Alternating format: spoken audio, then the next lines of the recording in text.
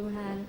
Mari kita hampiri Tuhan, kita datang kepada Tuhan dengan membawa syukur kita karena Allah yang kita sembah, Allah yang baik dalam hidup kita. Satu hal telah aku minta kepada Tuhan.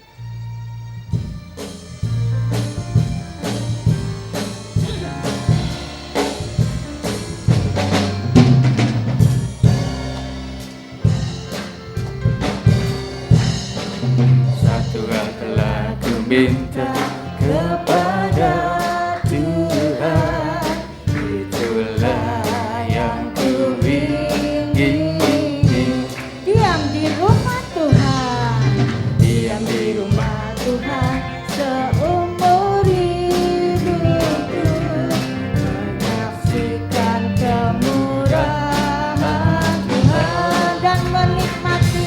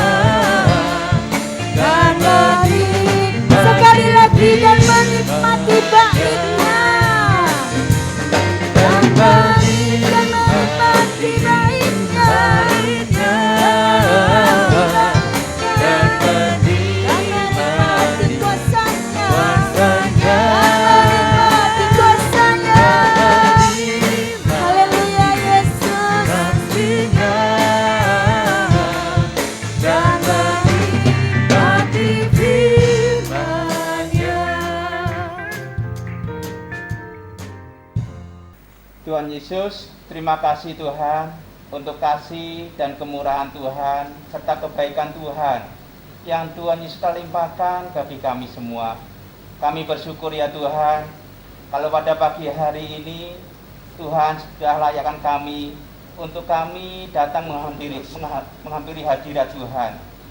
Tuhan Yesus berkati dan layakkan kami Tuhan untuk kami beribadah pada pagi hari ini.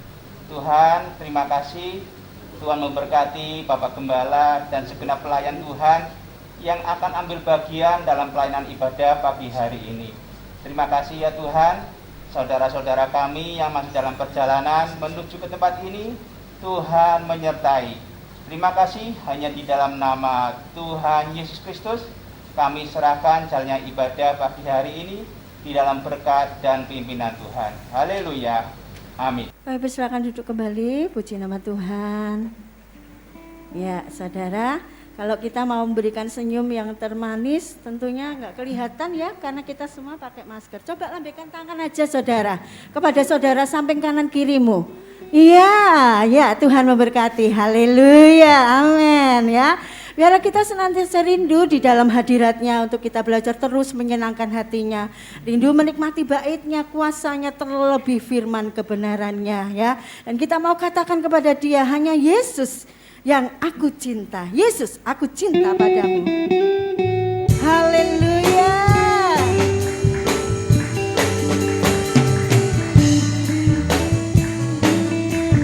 Shalalala ya. Shalalala, shalalala, oh.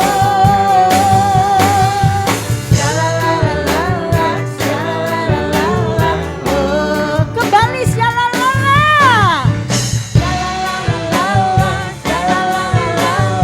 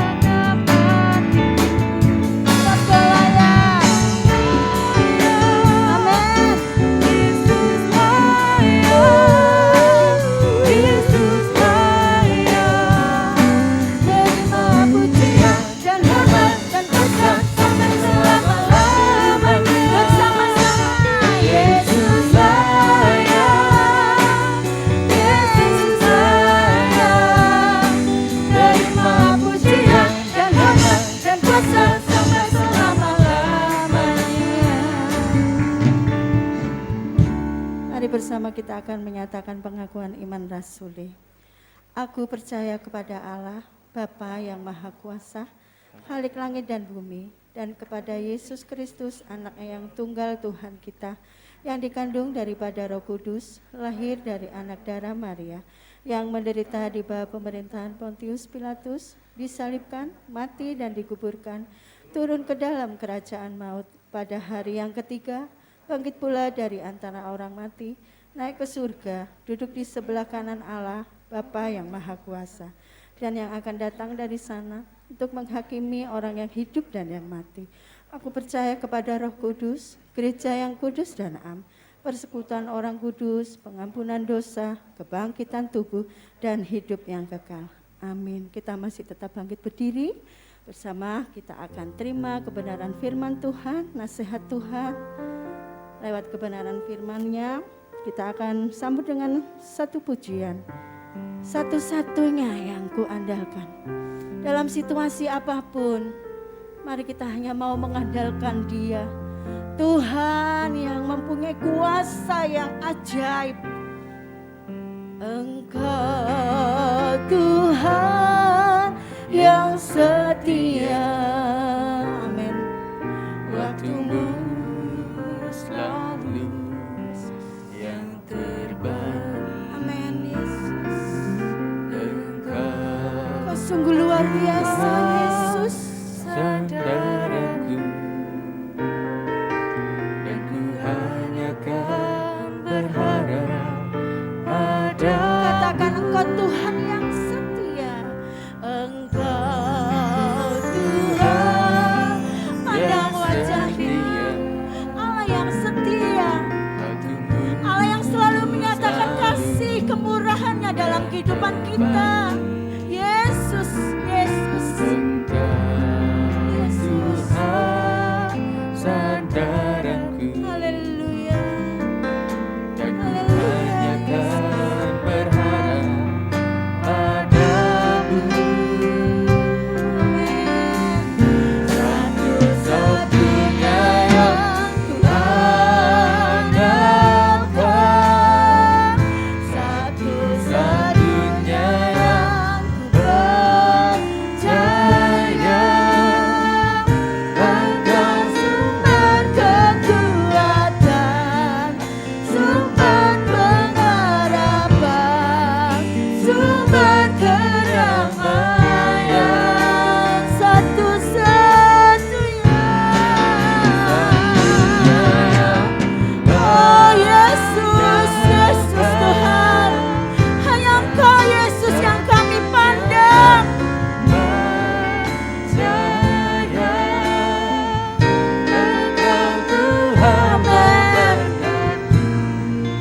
Tuhan penyembuhku, Tuhan pemulihanku. Engkau Tuhan yang setia. Haleluya. Engkau Tuhan yang setia. Haleluya. Waktumu selalu yang terbaik bagi kami Tuhan. Bagi kami mustahil, tapi bagimu tidak ada yang mustahil, Yesus. Yesus, haleluya. Amin, Yesus. Satu-satunya, satu-satunya yang ku andalkan. Amin, Yesus.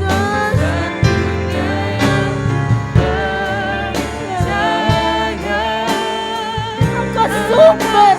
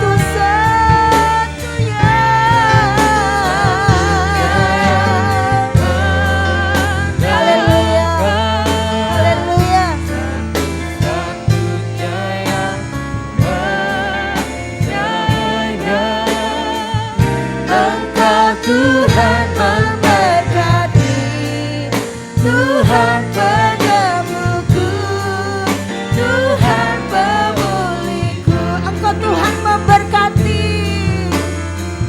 Engkau Tuhan memberkati, Tuhan penyembuhku, Tuhan pemulihku.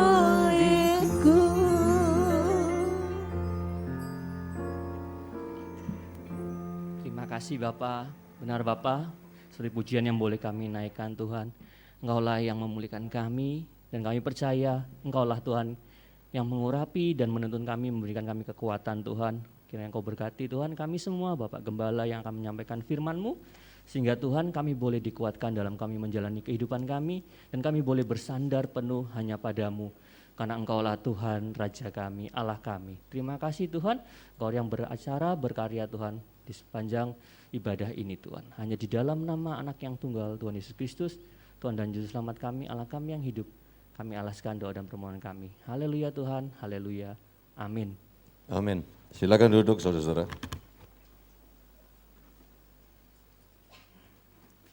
Selamat pagi, Shalom. Kita jumpa lagi dalam anugerah Tuhan.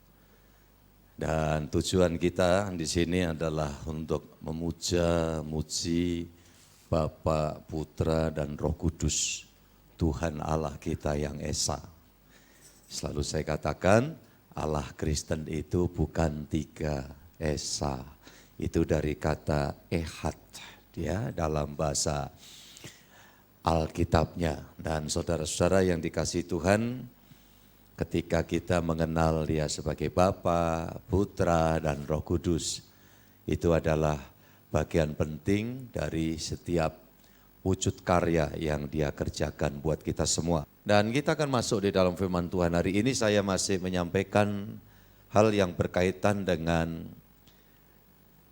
alam maut itu tidak dapat menguasai. Masih ingat ya, ini pokok yang sedang saya sampaikan.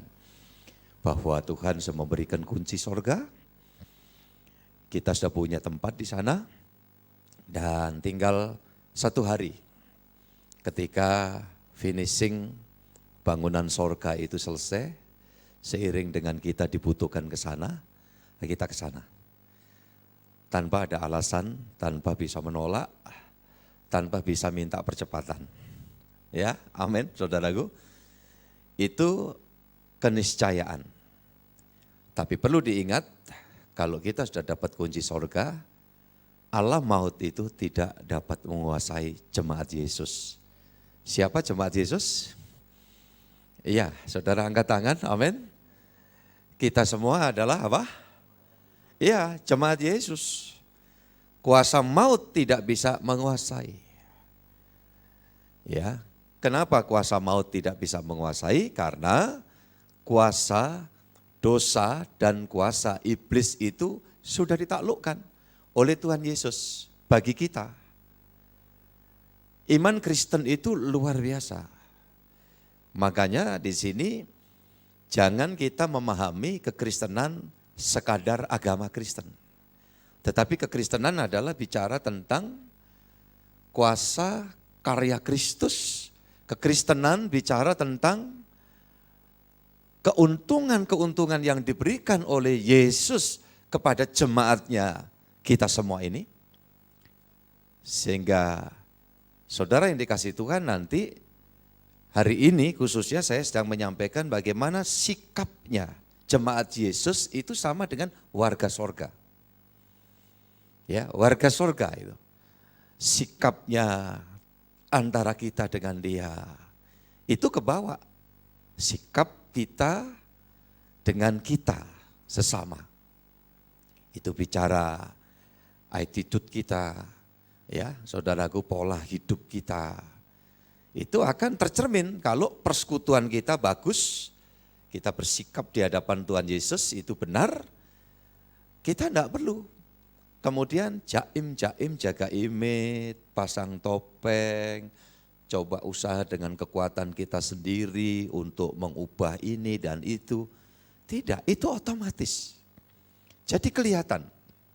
Maka orang tuh kalau sikap hidupnya yang nampak ini belum beres, kemungkinan Walaupun kita tidak boleh saling menghakimi.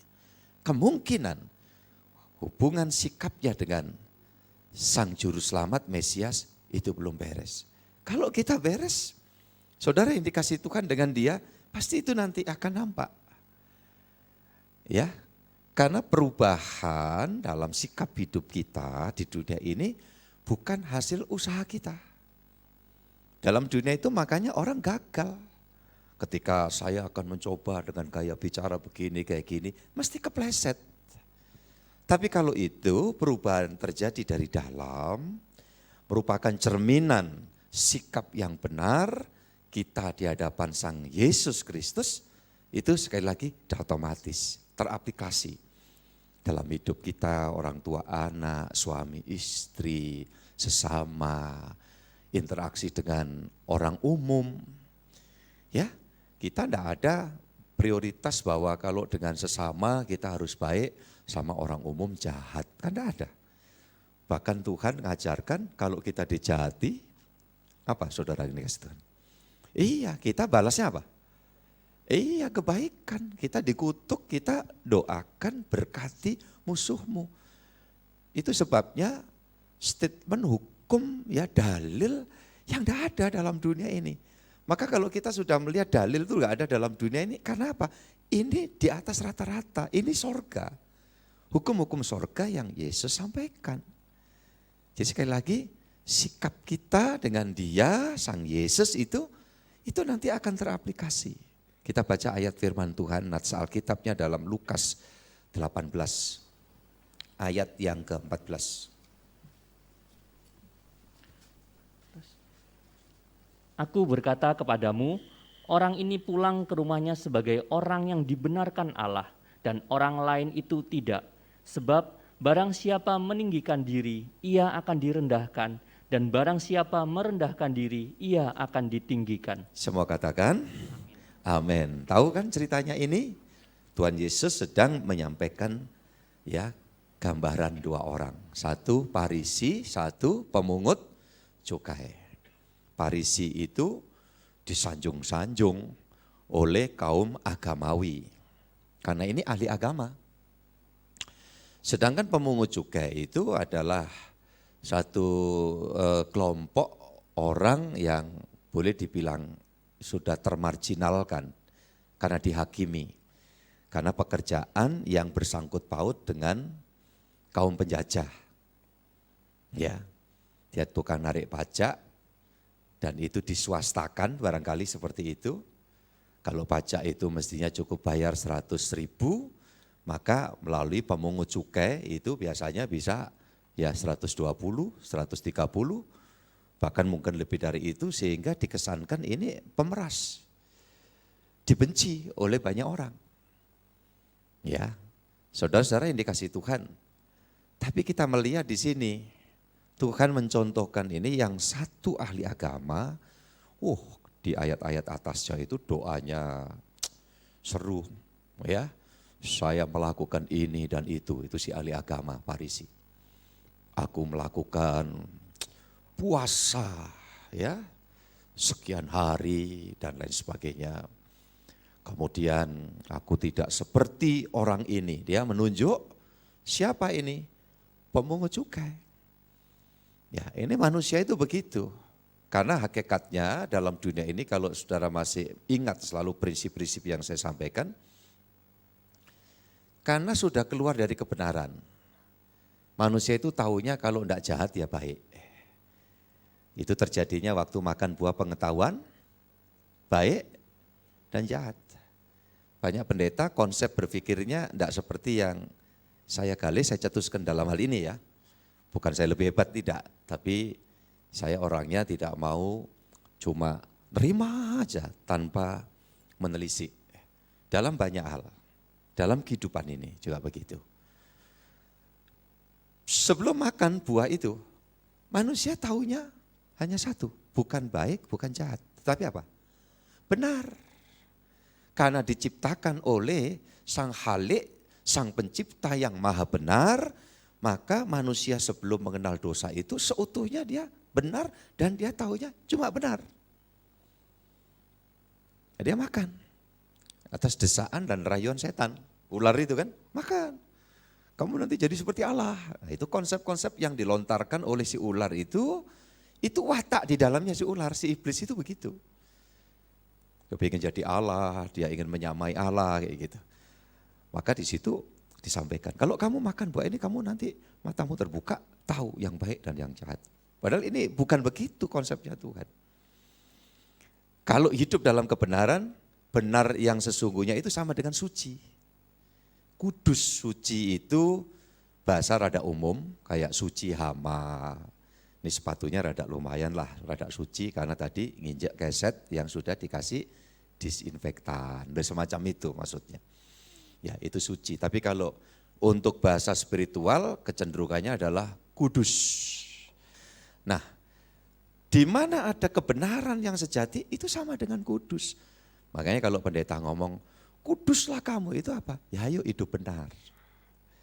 Lah manusia itu begitu sudah jatuh dalam dosa itu, dia turun, ya stratanya itu tidak lagi dalam kebenaran, tapi kalau tidak baik ya jahat.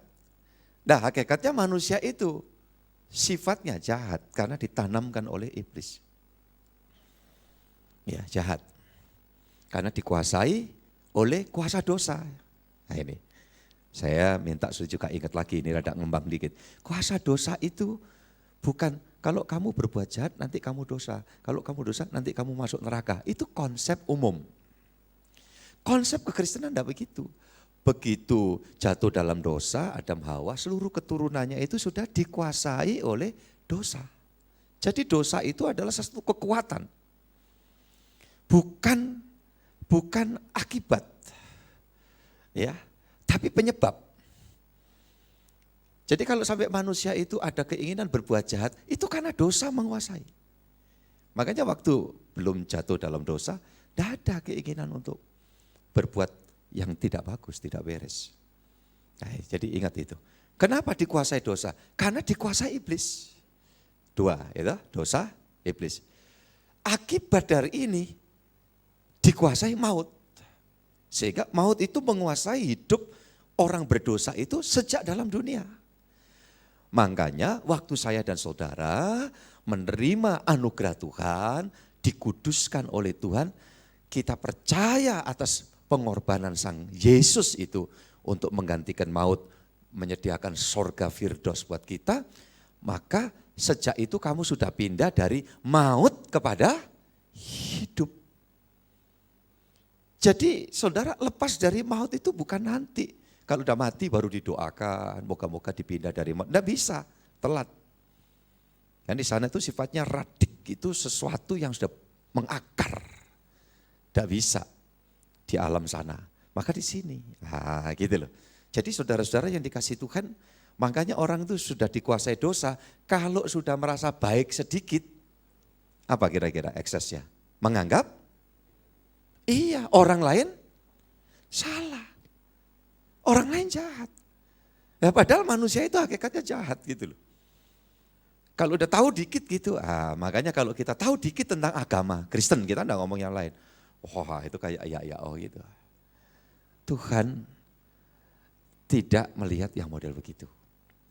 Makanya Farisi itu ahli agama. Tapi disepelekan oleh Tuhan. Kenapa? Ahli agama yang tidak beres hubungan dengan Allah. Makanya kita jadi Kristen, itu bukan cuma karena wah labelnya Kristen. Ini mesti masuk surga Pak, belum tentu. Label KTP-nya Kristen, ya kadang-kadang juga ke gereja umpamanya, ya kan. Apa ini ditakuti setan? Belum tentu. Loh kok belum tentu semua Pak? Iya kalau saya dan saudara hubungannya beres. Tidak cuma sekedar label agamawi. Ya, bukti dari keberesan itu apa? Sederhana aja, merendahkan hati. Rendah hati itu apa? Orang yang jalannya bungkuk-bungkuk gini, enggak. Itu kan fisik. Rendah hati itu orang yang merasa perlu Tuhan, butuh Tuhan. Ekspresinya adalah ibadah. Ketika terhambat, ibadah real seperti ini, tertekan batin saudara, banyak yang begitu. walau ibadah secara online. Kenapa? Karena ada kerendahan hati. Apa kerendahan hati? Merasa perlu Tuhan, perlu Yesus. Saudara yang dikasih Tuhan itu kerendahan hati itu seperti itu. Ya, untuk orang-orang yang tidak ada kerendahan hati, kesempatannya saya enak aja online aja, gak keluar, enggak keluarkan kolekte, ya gitu ya, saudara, enggak keluar tenaga. Ya, ketika dibuka ini kesempatan kita bisa melaksanakan ibadah real dengan menegakkan protokol kesehatan. Orang-orang yang selama ini tertekan seperti Anda semua ini, waduh, begitu diinfokan mesti daftar loh. Senin sampai Kamis saya dilapori admin dalam hal ini, ya Mbak Tuhan yang menangani, ya, bukan saya itu ya, itu nomor yang disebut WA resmi GKT itu bukan nomor saya ya. Jadi saya hanya terima laporan, jadi ada yang terima kasih Pak Gembala ini disampaikan ke saya, it's okay. Nah ini sekedar contoh aja, semangat. Kenapa? Butuh Tuhan. Ya, Tuhan Yesus mengatakan, hanya orang sakit yang perlu apa? Tabib, perlu dokter. Banyak orang merasa sehat, merasa waras. Nah itu, kalau ini sedikit aja nyerempet aplikasi dalam kenyataan sekarang ini, kan orang berpikir aku gak apa-apa kok kon make masker. Masker aja sekarang ada aturannya itu, masker kain gak boleh. Ya betul ya Pak ya, ini yang ahli masker, makanya tadi beberapa jemaat ganti aja maskernya, kita sediakan, toh juga ada anak Tuhan yang mempersembahkan masker. Saudaraku ini kasih Tuhan, ya aku gak sakit kok, tapi karena aku tahu ini baik, di pandemi ini, namanya virus itu gak kelihatan, ya aku butuh sehat, orang yang butuh sehat taat protokol. Kecuali Pak Pendeta saat ngomong ini, terpaksa copot. So, kalau pakai ini kelepak-kelepak saudaraku, terus sudah ada jarak, ya dan yang lain juga ada pakai face shield segala macam. Nanti saya pakai lagi, ya hanya orang yang sadar. Aku butuh, itu orang rendah hati. Makanya ada orang-orang yang gaya sombong gitu, aku nggak butuh, nggak perlu orang siapapun. Nah, ini orang nggak tahu diri. Kalau itu saya lakukan, ya saya termasuk. Oh kok aku gak butuh, itu ungkapan orang saat gegeran itu ya, gitu ya. Gak perlu, itu. Gak ada. Orang itu diciptakan sebagai makhluk sosial. Itu butuh satu dengan yang lain. Terus dia ngomong gini, nanti kalau mati kan butuh sing ngubur, gak usah dikubur. Melaku dewe. Beteni saudara-saudara yang dikasih Tuhan. Iya kan? Ben kalau saya ngubur aku ngeledak di rumah, itu umpamanya. Iya, bikin susah lagi itu malahan. Lah coba terus gak aku geledak di rumah, mati. Ya seminggu, sedap. Jadi saudara-saudara, Tuhan butuh ini, melihat ini. Makanya ketika Tuhan melihat ya orang Farisi, orang pemungut cukai, ini beda ini sikapnya. Dan Tuhan mengatakan di sini, ya orang ini pulang ke rumahnya sebagai orang yang dibenarkan Allah. Ini Farisi atau pemungut cukai nih? Yang dibenarkan ini? Pemungut cukai, dia berkata aku berdosa. Nah sakit ini, sadar sakit. Yang repot kan orang sakit tidak merasa sakit. Diobati dokter, saya tidak butuh. Tapi dia sadar, saya orang berdosa, saya butuh juru selamat. Ya, saudara yang dikasih Tuhan, dia tidak berani menatap langit. Apa? Wujud dari kesadarannya bahwa aku sebetulnya tidak layak. Orang yang gini, sikapnya di hadapan Tuhan, itu berkenan. Saudara yang dikasih Tuhan, kalau berkenan dibenarkan. Makanya iman kita itu kan bukan kita mencari menegakkan kebenaran kita sendiri, karena tidak mungkin. Ya, karena kita diminta tuh rendah hati aja, sikap yang benar seperti ini, maka itu berkenan. Ya, percaya kemurahanmu itu besar. Makanya Abraham itu dibenarkan karena percaya, bukan karena perbuatannya. Karena dia percaya, diajak ngomong Tuhan, keluar ya dari negeri sanak familimu, akan kutunjukkan negeri yang lain. Ya, maka dibenarkan. Begitu juga saya dan saudara. Haleluya, puji Tuhan. Kita di posisi berkenan itu karena apa? Karena sadar aja aku butuh Engkau Tuhan.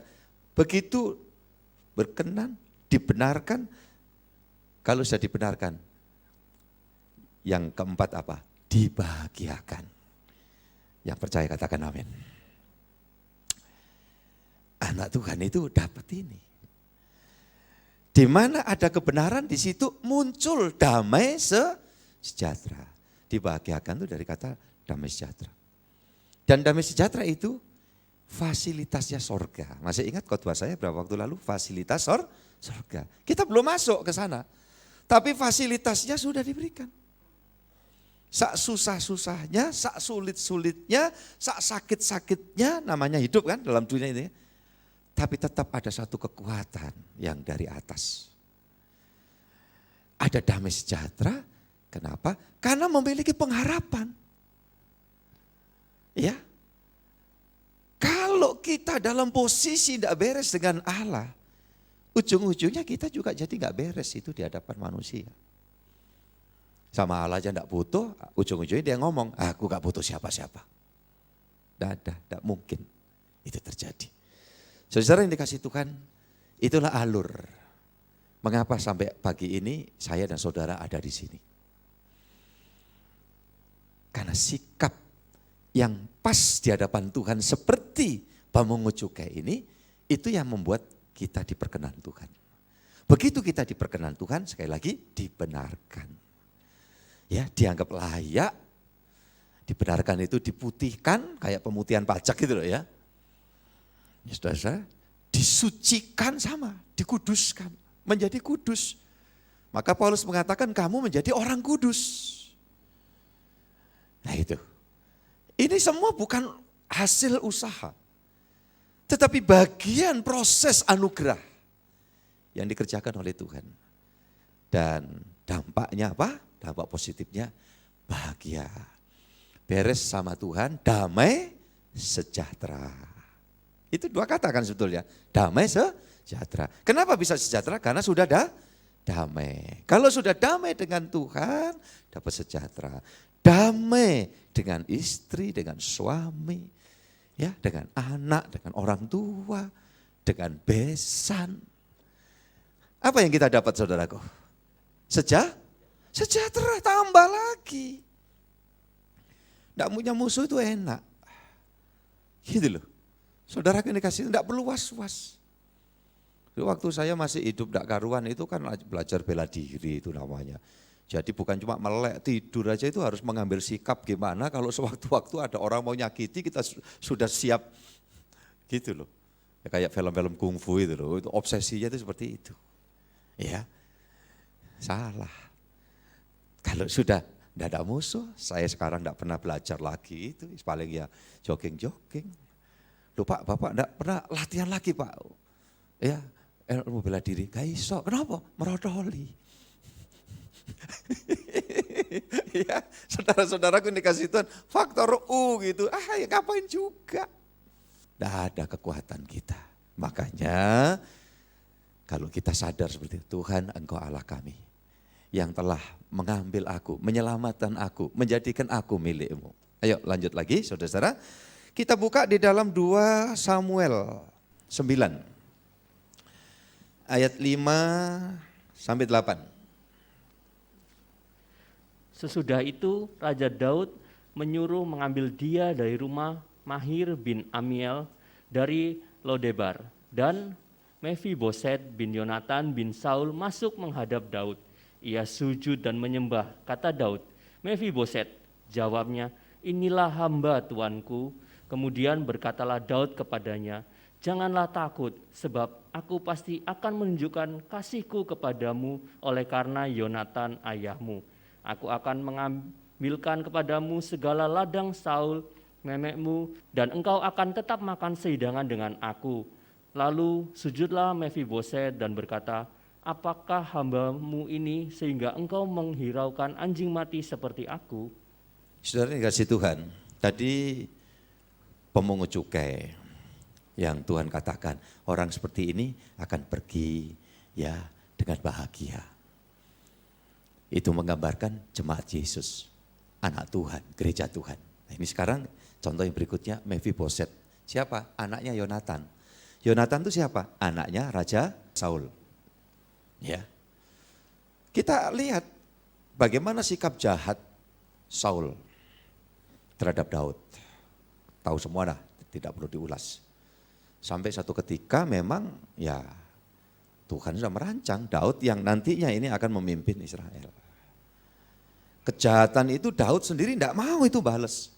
Berapa kali ada kesempatan mau bunuh si Saul, kalau mau bisa. Tapi dia katakan enggak, jangan ganggu orang yang diurapi oleh Tuhan. Ya, tetapi orang tuh makan buah taburan. Jahat dapat kesempatan berapa kali dia mendapat pengampunan. Ya, orang yang dijahati ini seorang Daud itu yang sangat berguna buat dia. Ya kan, menyelamatkan kerajaan Israel. Itu karena Daud. Dipakai oleh Tuhan, diurapi Tuhan. Tapi dijahati habis-habisan. Sampai pada akhirnya kalau sudah titik di mana tidak ada lagi kesempatan, ya pasti akan mengalami. Apa yang ditabur akan dituai. Ya, nah ini sisa cucunya Raja Saul. Namanya Mephiboset. Ya, dikatakan dalam keadaan dua kakinya itu timpang. Saudara, di dalam dunia perang itu kalau yang dijarah itu ditaklukkan musuh, ya barang dibawa. Orang-orang yang mungkin perempuan bisa dijadikan gondek atau budak, ya. Tetapi orang cacat biasanya dibuang. Ya udah ditinggal aja, buat apa ini ngerepotin nanti dalam perjalanan. Itu dalam dunia peperangan, terutama dalam kisah Alkitab. Tapi kita lihat di sini, seorang yang mendapat kasih karunia, dia cacat, tidak berdaya. Tapi kemudian di dalam ayat yang ke-5 itu, sesudah itu Raja Daud menyuruh mengambil dia dari rumah Makhir bin Amiel, ya, dari Labdebar. Mungkin kayak dari panti asuhan itu atau panti ya rehabilitasi jompo atau apa itu ya. Saudara dikasih Tuhan. Saya jadi ingat diriku sendiri ketika mungkin secara fisik tidak terlalu nampak cacat saya. Tapi di mata Tuhan itu secara ya kehidupan itu sudah cacat dakaruan. Tapi Tuhan pungut. Ini yang membuat daya dorong kuat sekali. Ketika secara orang umumnya gitu barangkali kehilangan kekuatan ketika menghadapi satu kenyataan ya taruhlah seperti 3 bulan lalu saya alami. Tapi daya dorong itu mengingatkan, Henry siapa kamu? Kamu ibaratnya puntung, ya sampah yang dipungut, yang diambil oleh Tuhan. Seperti Mephiboset yang cacat berada di tempat penampungan, diambil oleh raja. Kalau saya saudara ingat ini, semangat dan gairahmu mengiring Tuhan dengan sikap rendah hati tidak akan pernah padam. Amin. Ini saudara yang dikasih Tuhan. Selalu tiap orang cari ya hal-hal yang wah ini karena Tuhan, karena kemurahan Tuhan. Begitu juga berelasi dengan Tuhan dan berelasi kita dengan sesama. Siapa? Di dalam rumah. Suami istri, orang tua anak. Aduh, aku kalau enggak karena dia enggak bisa begini sampai sekarang. Itu kunci. Membuat kekuatan kesetiaan itu akan terus timbul. Dikala itu hampir setiap saat saya omong ya kepada mendiang ibu ya. Kepada beliau saya katakan, aku ini bersyukur karena Tuhan baik. Tapi semua jalur perjalananku diantaranya karena kamu. Kalau enggak bersama kamu, pasti aku enggak bisa begini. Ya, bisa pun mungkin tidak kuat dalam perjalanan, umpamanya seorang pendeta dalam proses merintis, menjalani kehidupan, terus mendapat banyak tekanan, pressure, tuntutan umpamanya. Wah, itu beberapa kawan saya kolab, tidak bisa berlanjut. Akhirnya banting setir, dia ninggalkan pelayanan, nyoba usaha, bekerja, ya, karena dia disuruh ke Niniwe, dia lari ke Tarsis, ya, ujung-ujungnya apa? Di pelayanan gagal, di pekerjaan juga. Ya, saudara yang dikasih Tuhan, sampai ada yang kemudian melarikan diri. Saya tidak bermaksud mendiskreditkan jenis pekerjaan tertentu. Ya, tapi ada kisah senior di atas saya, dia kemudian menjalani profesi supir. Dia meninggalkan kependetaan. Sekali lagi saya tidak bermaksud menganggap jenis pekerjaan itu tidak baik. Tapi ini kan saya konteksnya orang disuruh ke Niniwe, kemudian dia ke Tarsis. Bertahun-tahun dia tinggalkan pelayanan. Ya, saudara dikasih Tuhan, satu ketika dia mengirim suatu kendaraan, dia berhenti nyari gereja. Dalam masa perintisan saya masih gereja di sana itu, orang itu datang. Ya nangis, sudah lama enggak ke gereja apa. Terus diarahkan ke gereja. Saya juga gak sadar, saya khotbah ya sudah gitu. Tapi rupanya oleh kuasa Tuhan, hatinya tersentuh, singkat cerita orang itu disadarkan, saya juga enggak tahu. Dipulihkan, dia pulang balik, dia nyatakan, panggilan Tuhan tetap berlaku. Firman yang aku dapat ya di kota Gresik, kota kecil, gereja kecil. Waktu itu, saudaraku dikasih Tuhan, dia melayani Tuhan. Kembali. Dan oleh anugerah Tuhan dia diangkat, diberkati. Sampai satu hari di dalam suatu musyawarah daerah hamba-hamba Tuhan, dia membuat buku yang tulisan bukunya itu sempat dibaca oleh Pak Roni. Kalau tidak salah, nama saya disebut. Ini tidak ada unsur apa-apa ya, buat saya tidak ada keuntungannya apa-apa. Ya bersyukur aja kan begitu. Berarti katakan panggilan itu disadarkan kembali melalui khotbah seorang pelayan Tuhan. Di sebuah kota kecil, gereja kecil. Dan suatu hari setelah saya tugas-tugas pelayanan di Jakarta, ya karena dia wanti-wanti kalau ke Jakarta ketemuan, saya panggil dia ke hotel saya ajak breakfast. Dia, ayo pokoknya saya traktir juga makan. Saya bukan melihat traktirannya, tetapi saya melihat betapa orang itu ketika dia sadar, dia tahu melayani Tuhan kembali, hati saya bersyukur. Tahun lalu, usianya jauh di atas saya, sudah dipanggil pulang ke surga. Saya dapat info dari kawan, masuk di grup juga, karena itu kebetulan satu alma mater dengan saya, yang sebelumnya juga enggak ngerti saya. Ya, jadi saudara-saudara yang dikasih Tuhan Yesus Kristus, ini kalau kita sadar, kenapa kita ada di sini? Karena diambil, ya, karena dipungut. Ayat yang ke-6 tadi saya dibacakan, Sairis dan Mephiboset bin Yonatan bin Saul masuk menghadap Daud. Apa yang dilakukan setelah menghadap? Sujud. Ini orang rendah hati, orang butuh Tuhan, sujud. Ya, dan menyembah. Kata Daud, Mephiboset, jawabnya, inilah hamba Tuanku. Saudara, mungkin aja hari-hari ini atau mungkin satu waktu, hidup itu kadang menghadapi tantangan, masalah, pergumulan, kesulitan. Tapi engkau gak akan pernah bisa kehilangan, ya, dipadamkan semangatmu untuk tetap sujud di bawah kaki Tuhan. Kalau engkau sadar siapa sebetulnya kita ini. Maka ada nasihat termasuk kearifan lokal. Ya, kacang jangan lupa kulit. Itu yang membuat kita terus dapat teguh di dalam Tuhan. Ayat yang ke-7, kemudian berkatalah Daud kepadanya, janganlah takut sebab aku pasti akan menunjukkan kasihku kepadamu oleh karena Yonatan ayahmu bla bla bla bla, ya. Dan segala ladang Saul nenekmu dan engkau akan tetap makan sehidangan dengan aku. Tuhan, dari sisi Tuhan selalu bilang, jangan takut. Kalau kita sudah sujud di bawah kaki Tuhan, Tuhan jamin kita semua. Amin. Dikatakan ini yang sudah dirampas dari kakek nenek buyut akan diberikan kepada kamu. Dan kamu akan tetap bisa makan satu meja, satu hidangan dengan aku, dengan raja. Coba bayangkan. Kayak Tuhan Yesus ngomong di dalam Wahyu pasal 3 ayat 20 itu, aku berdiri di pintu mengetuk, siapa buka pintu, aku masuk dan aku akan makan bersama-sama dengan kamu, kamu bersama dengan aku. Hidupnya anak Tuhan, jemaat Yesus itu ya tidak akan pernah disia-siakan oleh Tuhan. Tidak akan pernah terlunta-lunta di dunia sampai di akhirat sorga. Tuhan jamin kita. Ayat yang ke-8. Lalu sujudlah Mefiboset dan berkata, apakah hambamu ini sehingga engkau menghiraukan anjing mati seperti aku.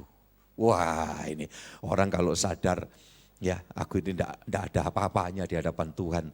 Ya kosong, nol. Orang yang begitu terus butuh Tuhan, saudaraku. Ya, gambaran orang Farisi saya ajak saudara melihat di dalam pasal yang ke-16. 2 Samuel 16 ayat 1 sampai 4. Ayat 1 dan 2 dulu dibaca, silakan Pak. Di puncak, datanglah Siba, hamba Mefiboset, mendapatkan dia membawa sepasang keledai yang berpelana, dengan muatan 200 ketul roti, 100 buah kue kismis, 100 buah-buahan musim panas, dan sebuyung anggur. Lalu bertanyalah raja kepada Siba, apakah maksudmu dengan semuanya ini? Jawab Siba, keledai-keledai ini bagi keluarga raja untuk ditunggangi, roti dan buah-buahan ini bagi orang-orangmu untuk dimakan, dan anggur ini untuk diminum di padang gurun oleh orang-orang yang sudah lelah.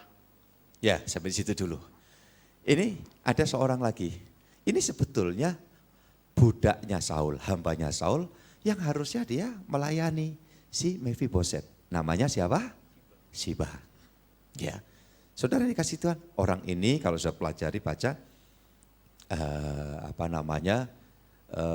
selalu berpikiran untuk tendensius lah. Segala sesuatu dia berharap untuk mendapatkan keuntungan. Sehingga orang yang begini hidupnya curang-curang. Buahnya nanti ya mati. Saudaraku, akhirnya juga tidak dapat apa-apa. Itu model yang kayak gini nih, ibaratnya kayak orang Farisi. Nah, begitu ketemu Daud beda sama si tadi yang dipungut tadi, si Mefiboset yang diambil. Ya, sujud dan sebagainya. Wah, ini ya, datang membawa berbagai macam bawaan. Ini Tuhan, ini untuk Tuhan, untuk ini gitu ya. Itulah prinsip agamawi. Selalu berpikir kalau aku bisa begini melebihi orang lain, aku akan mendapat ya barangkali penilaian lebih dari Tuhan. Tuhan tidak begitu sebetulnya.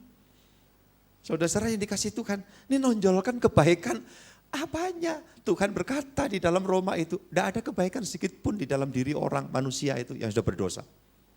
Ayat 3 Pak silakan. Kemudian bertanyalah raja, di manakah anak tuanmu? Jawab Siba kepada raja, ia ada di Yerusalem.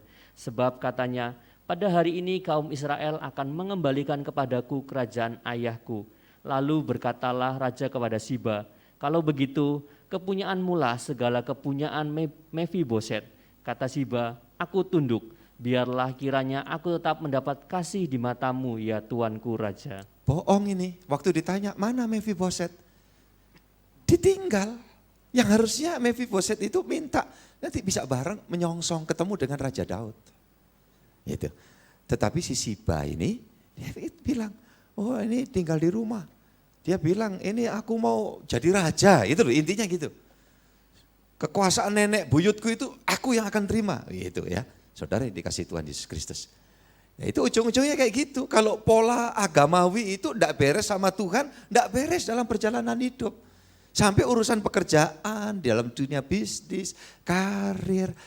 Ya ujung-ujungnya juga begitu, makanya ada istilah tukang ngadali orang, patku lipat, akal bulus, macam-macam. Karena apa?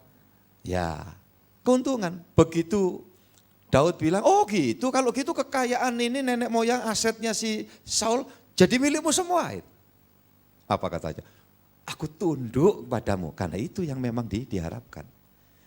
Orang itu kalau harapan hidupnya cuman ini, dia tidak dapat apa-apa. Jadi akan mati dalam keadaan sia-sia. Ya, jadi saudara-saudara yang dikasih Tuhan. inilah kalau kita hanya sekedar agamawi, gak beres sama Tuhan, dalam hidup juga gak akan beres. Ayat yang keempat, silakan Pak. 4. Ya. Lalu berkatalah raja kepada Siba, kalau begitu kepunyaanmu lah segala kepunyaan Mefiboset. Kata Siba, aku tunduk, biarlah kiranya aku tetap mendapat kasih di matamu ya tuanku raja. Ini ya, ini tadi. Jadi saudara-saudara yang dikasih Tuhan, jangan ya kita berlaku seperti siapa ini saudara? Siba ya, tetapi ayo kita sadar hidup ini karena anugerah Tuhan. Apalagi bisa diajak makan satu hidangan tuh di hadiratnya seperti ini loh. Ini berkat, ini anugerah. Saya ada kesempatan menjadi pelayan Tuhan. Ya, itu anugerah luar biasa. Itu sebabnya saya tidak mau menyanyiakan hanya karena saya sedang barangkali sibuk berpikir dalam kedukaan dan sebagainya. Dari awal saya katakan, aku berduka. Tetapi aku sadar, Yesus dalam segala kemurahannya, dia tidak pernah ya membiarkan kasihnya itu berlalu dalam hidupku. Dia panggil aku tidak mau kehilangan momen penting. Karena ini waktu cuma sesaat. Hidup itu saudara ini kasih Tuhan. Ya, tadi saya ngomong dengan beberapa tim kesehatan memberitahu sekarang ini gejalanya virus itu enggak yang nampak-nampak gitu. Orang kayak enggak apa-apa tahu-tahu mati gitu. Takut Pak? Enggak, tapi ini menyadarkan kita. Hidupku itu rentan. Tidak ada yang bisa disombongkan. Lanjut ya. Saudara yang dikasih Tuhan Yesus Kristus. Di dalam pasal 19 ayat yang ke-24. Ini Mefiboset lagi ya. Saya selesaikan di situ dan kita akan doa. Juga Mefiboset bin Saul menyongsong raja. Ia tidak membersihkan kakinya dan tidak memelihara janggutnya dan pakaiannya tidak dicucinya sejak raja pergi sampai hari ia pulang dengan selamat. Iya, saudara-saudara yang dikasih Tuhan, tulus, polos apa adanya. Saking mendambakan kapan rajaku itu kembali. Ini kan ceritanya hasil selesai peperangan Daud itu diuber-uber sama anaknya yang memberontak. Namanya siapa? Absalom. Ya. Daud tidak mau bunuh, wong itu anak. Tapi kalau tidak dibuat sengsara, pengikutnya itu maki-maki si Daud itu. Ujung-ujungnya sepele. Matinya Absalom tahu enggak? Kayak naik bakal, semacam keledai itu, rambutnya panjang. Iya kesangkut di dahan pohon. Ya, akhirnya kesangkut itu. Matinya itu gandul-gandul gitu, Alkitab mencatat dia tergantung antara langit dan bumi. Itu ditulis itu. Pasal 18 nanti saudara bacakan tahu itu kisahnya. Jadi saudara-saudara yang dikasih Tuhan, apalah artinya dalam kehidupan kalau seperti itu. Jadi saudara-saudara yang dikasih Tuhan Yesus Kristus, ya, begitu Daud balik, ini Mefiboset dikatakan enggak mandi, enggak apa, tapi jangan dicontoh ya. Ini dalam pengertian lain. Nanti saudara kalau kebaktian ini tetap saya minta mandi, apalagi kan jam 8:30 ibadahnya. Lanjut Pak, ayat yang ke-25, 26. Ketika ia dari Yerusalem menyongsong raja, bertanyalah raja kepadanya, Ya. mengapa engkau tidak pergi bersama-sama dengan aku, Mefiboset? Jawabnya, ya tuanku raja, aku ditipu hambaku, sebab hambamu ini berkata kepadanya, pelanailah keledai bagiku supaya aku menungganginya dan pergi bersama-sama dengan raja, sebab hambamu ini timpang. Ya, saudara kadang-kadang ya saking ini tulusnya itu kadang-kadang polos ya. Anak Tuhan, Pak Gembala saya ditipu orang gitu ya. Saya dibujui orang. Saya tetap memberikan pengharapan, enggak apa-apalah bukan kamu yang bujuk aja, puji Tuhan. Pokoknya sering-sering. Ya kan? Kalau tiap ketemu terus sharingnya saya ditipu lagi Pak, ditipu lagi. Ya jawabannya sangat sederhana itu, saking pinternya yang nipu atau kamunya yang ya GOBLOG. Apa itu? GOBLOG itu saudara kasih Tuhan ya. Jadi kalau saudara-saudara seperti ini gimana ini? Nah pokok enggak sering-sering. Kadang hidup itu ngadepi kayak gitu. Nah tadi kan saya tunjukkan bagaimana si Siba itu kan. Dinipu. Lanjut lagi saudaraku. Tetap aja di dalam covering Tuhan. 27 silakan Pak. Lanjut. Ia telah memfitnahkan hambamu ini kepada tuanku raja Tetapi Tuanku Raja adalah seperti malaikat Allah. Sebab itu perbuatlah apa yang Tuanku pandang baik. Tetap syukur gitu loh. Kalau hubungannya beres, sikap yang baik seperti ini syukur. Engkau baik Tuhan, ya sudah aku ditipu, ya sudah. Itu lanjut Pak, ayat 28. Walaupun seluruh kaum keluargaku tidak lain dari orang-orang yang patut dihukum mati oleh Tuanku Raja, Tuanku telah mengangkat hamba-Mu ini di antara orang-orang yang menerima rezeki dari istanamu. Apakah hakku lagi dan untuk apa aku mengadakan tuntutan lagi kepada Raja? Haleluya, hidup anak Tuhan itu kasih damai sejahtera, sorga disediakan, rezeki selalu ada. Yang percaya katakan amin. Kalau gitu apa lagi, masa nuntut? Saya punya permintaan ini. Selebihnya Tuhan. Enggak terus, kenapa aku minta gini? Enggak dituruti, kenapa? Sakit diobatkan, minta sembuh, kok diambil? Enggak boleh. Setiap keputusan Tuhan yang terbaik.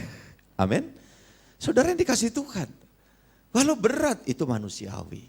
Lanjut ayat yang ke-29. Tetapi Raja berkata kepadanya, apa gunanya engkau berkata-kata lagi tentang halmu? Aku telah memutuskan engkau dan Siba harus berbagi ladang itu. 30, lalu berkatalah Mefiboset kepada Raja, biarlah ia mengambil semuanya, sebab tuanku Raja sudah pulang dengan selamat. Coba ini ya, makanya kalau anak Tuhan itu sadar, hidupnya terpelihara, dijamin, ada rezeki, bla bla bla, semua ketika tadi datang, ya kalau gitu udahlah kamu berbagi ya sama Siba itu. Kan dites itu, ujian. Kalau si Siba tadi kami tunduk, karena dikasih warisan segitu banyak kan gitu ya. Tapi yang ini apa bilang? Enggak usahlah Tuhan. Ya, saudara-saudara yang dikasih Tuhan, dikatakan di situ, janganlah, enggak usah sibuklah urusan itu. Ayat yang ketiga, lalu berkatalah Mefiboset kepada Raja, biarlah ia mengambil semuanya. Itu. Saudara kasih, kalau sampai saudara kecolongan atau apa gitu, terus diambil separuh, sudah bisa ngomong, kok gak diambil kabeh yo gitu ya, kira-kira gitu. Nemen itu saudara-saudara. Ya bukan segitunya juga. Tetapi dalam arti, di dalam hidup ini, Tuhan apa yang masih kurang?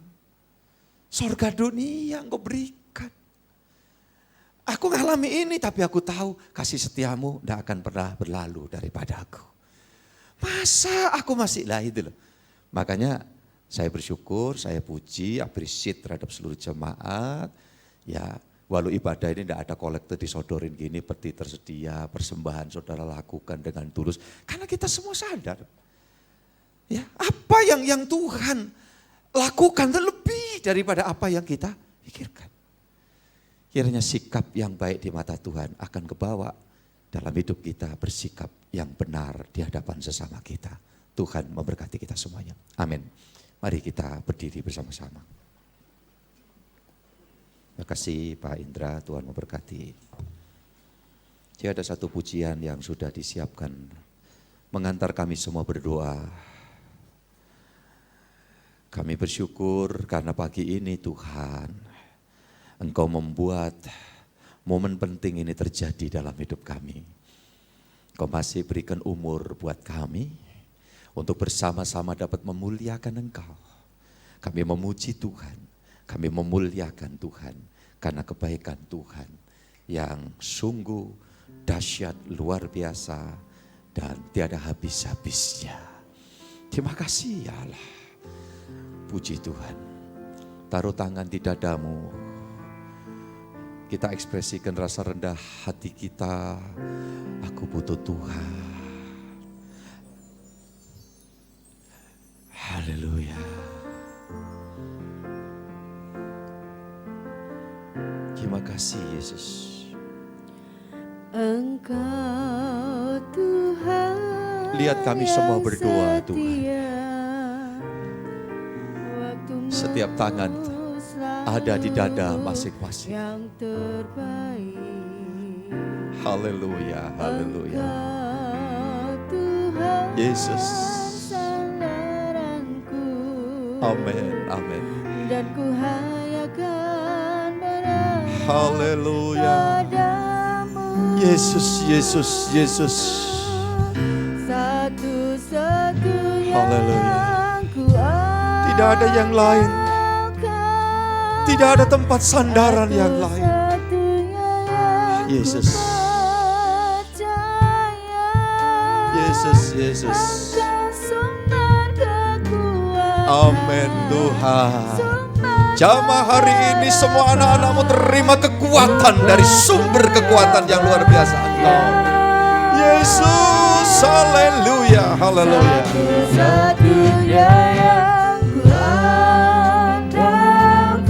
Bersama nyanyikan dari hatimu, satu-satunya ku percaya. Engkau Tuhan memberkati.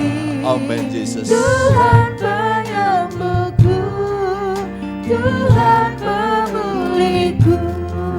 Ya, itulah pengakuan kami Tuhan. Hari ini Kau menjamah kami satu persatu. Tidak terkecuali kami mau hidup merendahkan hati kami di hadapan-Mu. Seperti pemungut cukai yang bertobat.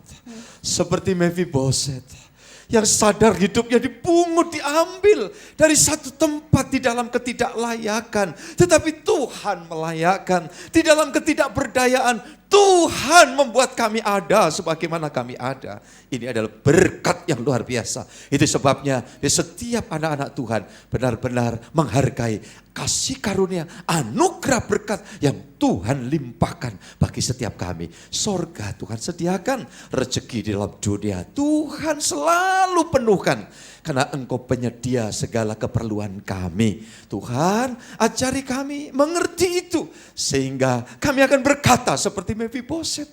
Kami tidak memikirkan itu semua lagi karena kami tahu Tuhan memikirkan selalu akan kehidupan kami. Terima kasih Tuhan yang saat ini dalam menghadapi pergumulan masalah. Tuhan Engkau penolong kami, satu-satu yang kami percaya, satu-satu yang kami sandari. Engkau Allah yang sanggup melakukan segala perkara. Yesus yang hidup dan hidup untuk selamanya menopang dan menyertai kami. Kami mau bersikap benar di hadapan-Mu Tuhan. Dan kami juga mau belajar bersikap yang baik di hadapan sesama kami atas tuntunan dan kekuatan Roh Kudus. Kami mau mengikuti prosedur apapun yang Tuhan mau kami jalankan di dalam kehidupan ini. Terima kasih Bapak. Kami saat ini berdoa saat ini syafaat untuk bangsa kami. Tuhan berkati, pulihkan, tolong, sembuhkan. Dan negeri ini Tuhan pulihkan Tuhan dari dampak pandemi yang terjadi.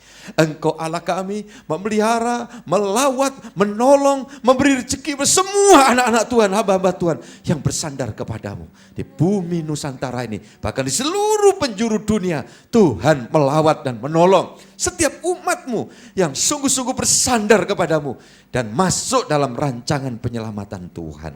Terima kasih Bapak, Presiden kami Tuhan berkati, wakil para menteri sampai pejabat di daerah, semua ditolong, diberkati oleh Tuhan, jadi dipakai mereka untuk menjadi saluran berkat perbaikan buat Indonesia ini. Terima kasih, kami yakin kebaikan Tuhan menjadi bagian kami semua.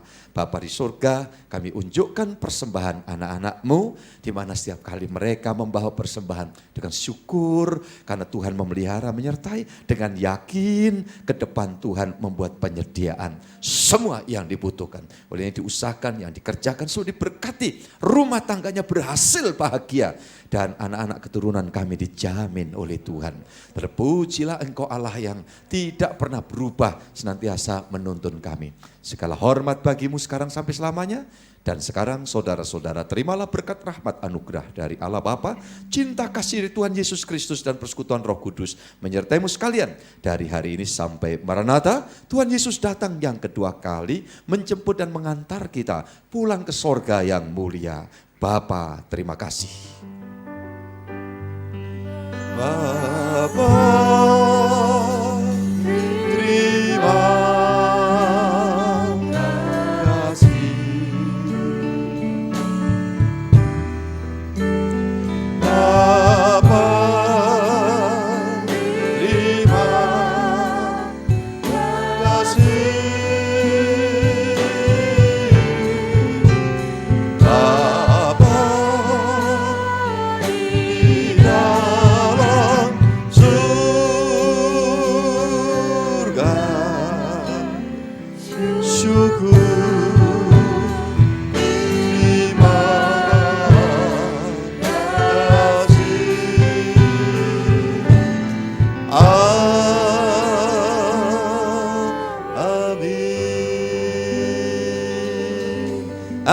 Tuhan berkati.